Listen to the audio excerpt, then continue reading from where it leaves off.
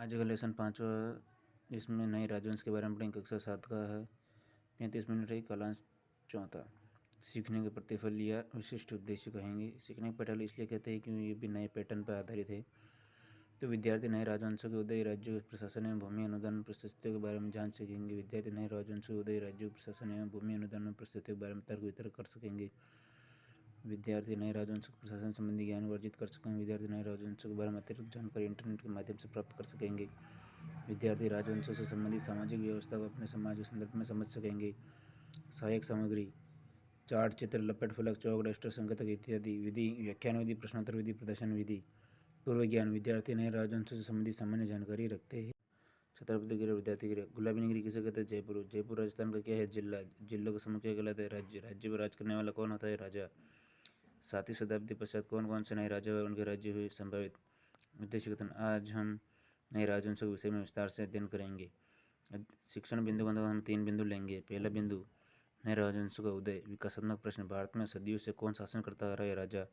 राजा से संबंधित वंश क्या कहलाता है? राजवंश। 7वीं शताब्दी पश्चात कौन कौन से नए राजवंशों का उदय हुआ? संभावित। विद्यार्थी एक्सप्लेन, छात्र एक्सप्लेन करते हुए। छात्र कथन: 7वीं सदी आते आते बड़े बड़े योद्धा सरदार अस्तित्व में आ चुके थे। राजा उन्हें सामंत के रूप में मान्यता देते थे। अधिकतम संपदा हासिल करने पर सामंत अपने आप को महामंडलेश्वर घोषित कर देते थे। विद्यार्थी ध्यानपूर्वक सुनेंगे, महत्वपूर्ण बिंदु को अपने पुस्तिका में लिखेंगे। श्याम प्रसार में लिखेंगे, सामंत अपने आप को महामंडलेश्वर घोषित कर देते थे। बौद्ध प्रश्न करेंगे। दंतुद्र ने कौन सा अनुष्ठान करवाया? हिरण्यगर्भ का। राजा उनके भूस्वामी को किस रूप में मान्यता देते थे? सामंत के रूप में। दूसरा बिंदु, राज्यों में प्रशासन। विकासात्मक प्रश्न पूछेंगे। कानून बनाने का कार्य कौन करता है? सरकार। सरकार के ऊपर किसकी जिम्मेदारी होती है? प्रशासन की। प्रशासन को कैसे रखती है सरकार? सुसंगठित, व्यवस्थित। 7वीं शताब्दी पश्चात राज्यों का प्रशासन कैसा था? संभावित। छात्र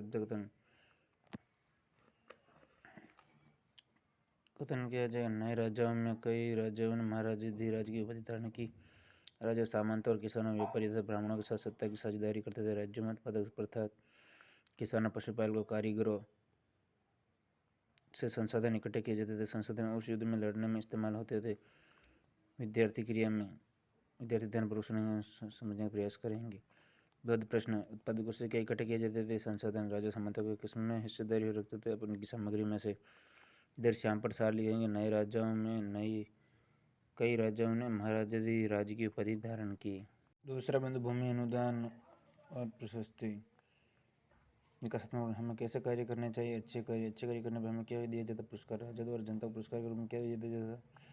धन, पालतू पशु, भूमि आदि। भूमि अनुदान और प्रशस्ति के बारे में क्या जानते हैं? संभावित उत्तर। फिर छात्र अध्यापक एक्सप्लेन करता हुआ। राजा ब्राह्मणों को भूमि अनुदान के रूप में पुरस्कृत करते थे। ताम्रपत्र व अभिलेखों के रूप में सामान्य जानकारी दी हुई होती जो भूमि पाने वालों को दिए जाते थे।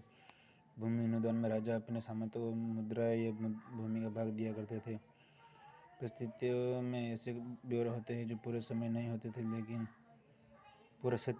होते, लेकिन ये परिस्थिति हमें बताती है कि शासक खुद को कैसे दर्शाते थे। राजा स्वयं को शूरवीर योद्धा बताते थे, महान प्रतापी राजा मानते थे। विद्यार्थी क्रिया में विद्यार्थी ध्यानपूर्वक सुने, महत्वपूर्ण बिंदु को उत्तर पुस्तिका में देंगे।